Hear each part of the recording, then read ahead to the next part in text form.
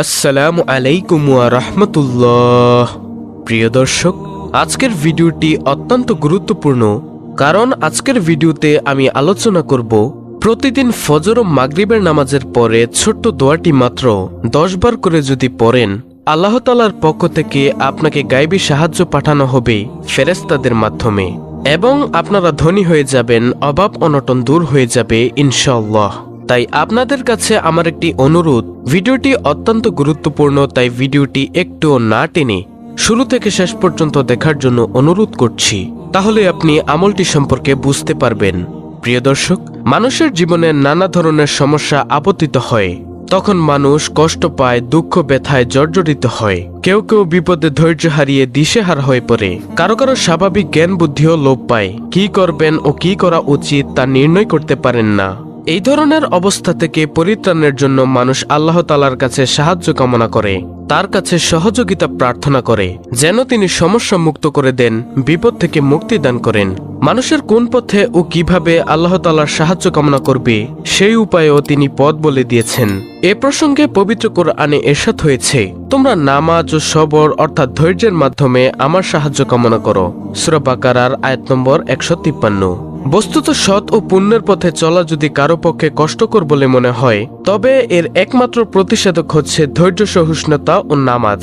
আর এ দুটি কাজ থেকে মুমিন মুসলমানরা যে শক্তি লাভ করবে, সেটা তার পথ চলাকে সহজতর করে দিবে।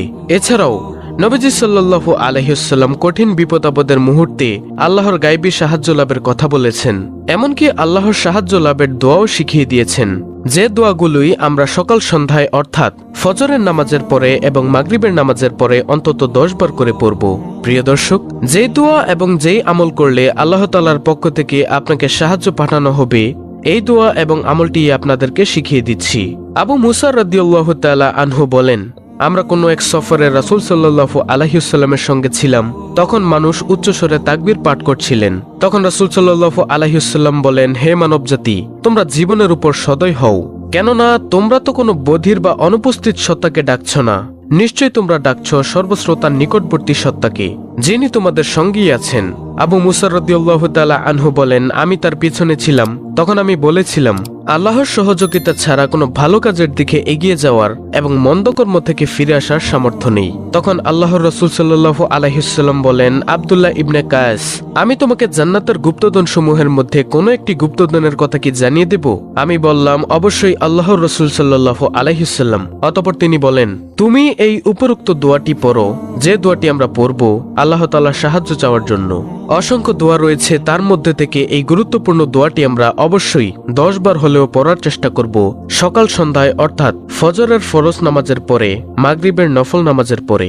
ছোট্ট দোয়াটি পড়ার আগে আপনাদেরকে দুরূদ শরীফ পড়তে হবে। প্রিয় দর্শক, অন্তত 11 বার করে আমি আপনাদেরকে অনুরোধ করব দুরূদ শরীফ পাঠ করার জন্য, কারণ দুরূদবিহীন দোয়া আল্লাহ তাআলার কাছে পৌঁছায় না। তাই দোয়ার সময় অবশ্যই আল্লাহর প্রশংসার পাশাপাশি রাসূলুল্লাহ সাল্লাল্লাহু আলাইহি ওয়াসাল্লামের প্রতি অবশ্যই আপনাদেরকে দুরূদ পড়তে হবে। হাদিসে এসেছে, হযরত আনাস রাদিয়াল্লাহু আনহু থেকে বর্ণিত, রাসূলুল্লাহ সাল্লাল্লাহু আলাইহি ওয়াসাল্লাম বলেছেন, যতক্ষণ রাসূলুল্লাহ সাল্লাল্লাহু আলাইহি ওয়াসাল্লামের উপর দুরূদ পড়া না হবে, ততক্ষণ তা বাধাগ্রস্ত অবস্থায় থাকবে, অর্থাৎ এ দোয়া আল্লাহ তাআলার কাছে পৌঁছাবে না এবং এ দোয়া কবুল করা হবে না। তাবরানী শরীফে হাদিসটি এসেছে। তাই প্রিয় দর্শক, আমরা ছোট্ট দোয়াগুলো পড়ার আগে অন্তত 11 বার করে এই ছোট্ট দুরূদ শরীফগুলো পড়ে নিব ইনশাআল্লাহ। এই ছোট্ট দুরূদগুলো আমি শিখিয়ে দিচ্ছি, যেটি হলো আল্লাহুম্মা সাল্লি আলা মুহাম্মাদি ওয়া আলা আলি মুহাম্মাদ। প্রিয় দর্শক, আমি আবার বলে দিচ্ছি, আল্লাহুম্মা সাল্লি আলা মুহাম্মাদি ওয়া আলা আলি মুহাম্মাদ। এভাবে এই ছোট্ট দুরূদটি যে কোনো দোয়া পড়ার আগে এবং পরে 11 বার পড়বেন। অথবা সবচেয়ে ছোট দুরূদ আরেকটি হচ্ছে সাল্লাল্লাহু আলাইহি ওয়াসাল্লাম, সাল্লাল্লাহু আলাইহি ওয়াসাল্লাম। এভাবে 11 বার পড়বেন। তারপরে আল্লাহ তাআলার কাছে সাহায্য লাভের জন্য এই ছোট্ট দোয়াটি অন্তত আপনাদেরকে অনুরোধ করব 10 বার পড়ার জন্য। আর সেই দোয়াটি হচ্ছে, লা হাওলা ওয়ালা কুওয়াতা ইল্লা বিল্লাহ। প্রিয় দর্শক, আমি আবার বলে দিচ্ছি, লা হাওলা ওয়ালা কুওয়াতা ইল্লা বিল্লাহ। এই দোয়াটির অর্থ হলো, আল্লাহর সহযোগিতা ছাড়া কারো ভালো কর্মের দিকে এগিয়ে যাওয়া এবং খারাপ কর্ম থেকে ফিরে আসার সামর্থ্য নেই। আমি আবারও দোয়াটি বলে দিচ্ছি, লা হাওলা ওয়ালা কুওয়াতা ইল্লা বিল্লাহ। আপনারা এখান থেকে দোয়াটি মুখস্থ করে নেবেন। এই দোয়াটি আপনাকে 10 বার পড়তে হবে। আগে এবং পরে 11 বার করে দুরূদ শরীফ পাঠ করার পরে আপনি এই দোয়াটি 10 বার করে পড়বেন। প্রিয় দর্শক, আপনাদেরকে আরেকটি দোয়া শিখিয়ে দিচ্ছি, এই দোয়াটিও 10 বার করে পড়তে পারেন। এটিও অত্যন্ত কার্যকরী পাওয়ারফুল একটি দোয়া।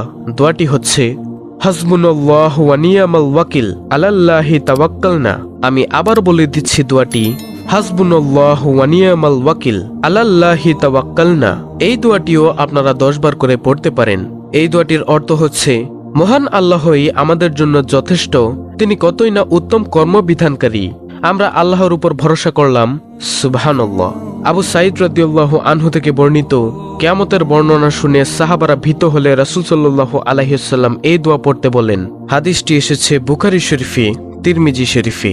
এরপরে আপনারা আল্লাহ তাআলার কাছে ধনী হওয়ার জন্য, গায়বীভাবে সাহায্য পাওয়ার জন্য, অভাব অনটন দূর করার জন্য, ঋণ মুক্তির জন্য এই ছোট্ট দোয়াটি অন্তত 10 বার পড়তে পারেন। আর সেই দোয়াটি হচ্ছে সুবহানাল্লাহি ওয়া বিহামদিহি সুবহানাল্লাহিল আযীমি ওয়া বিহামদিহি আস্তাগফিরুল্লাহ। প্রিয় দর্শক, আমি আবার বলে দিচ্ছি দোয়াটি হলো সুবহানাল্লাহি ওয়া বিহামদিহি সুবহানাল্লাহিল আযীমি ওয়া বিহামদিহি আস্তাগফিরুল্লাহ। এই দোয়াটি আপনারা 10 বার পড়বেন। এই দোয়াটির অর্থ হচ্ছে, আল্লাহ তাআলার পবিত্রতা বর্ণনা করছি এবং তার প্রশংসা গীতির সাথে তাকে স্মরণ করছি। মহান আল্লাহ তাআলার পবিত্রতা বর্ণনা করছি এবং তার প্রশংসা বর্ণনার সাথে আল্লাহ তাআলার নিকট ক্ষমা প্রার্থনা করছি। প্রিয় দর্শক, আবারও বলে দিচ্ছি, এই 3টি দোয়া 10 বার করে পড়ার আগে এবং পরে আপনারা অবশ্যই নবী সাল্লাল্লাহু আলাইহি ওয়াসাল্লামের উপর 11 বার দুরূদ শরীফ পাঠ করে নেবেন। এভাবে আপনারা আমলগুলো করুন। আল্লাহ তাআলার পক্ষ থেকে আপনাকে সাহায্য ইনশাআল্লাহ পাঠানো হবে। আপনি এর ফল পাবেনই ইনশাআল্লাহ। যারা আমলটি করবেন তারা একটি নিয়ত করে ফেলুন, সহি একটি নিয়ত করে ফেলুন, যেন আল্লাহ তাআলা আপনাকে আমলটি করতে সাহায্য করেন এবং অবশ্যই আল্লাহ তাআলা যেন আপনাকে গায়বী সাহায্য দান করেন। তো প্রিয় দর্শক, এই ছিল আজকের আমলের ভিডিওটি অত্যন্ত গুরুত্বপূর্ণ। ভিডিওটি যদি আপনাদের কাছে ভালো লেগে থাকে তাহলে নতুন দর্শক হয়ে থাকলে অবশ্যই চ্যানেলটিকে সাবস্ক্রাইব করে বেল বাটন অল বাজিয়ে দিবেন। ভিডিওটিতে একটি লাইক দিবেন এবং কমেন্টে আমিন লিখবেন এবং অন্য মুসলিম ভাই বোনদের কাছে ভিডিওটি শেয়ার করে দিবেন, যেন তারাও দেখে আমলটি শিখে করতে পারে। আল্লাহ রাব্বুল আলামিন আমাদের সকলকে উক্ত আমলটি করার তৌফিক দান করুন। আমিন।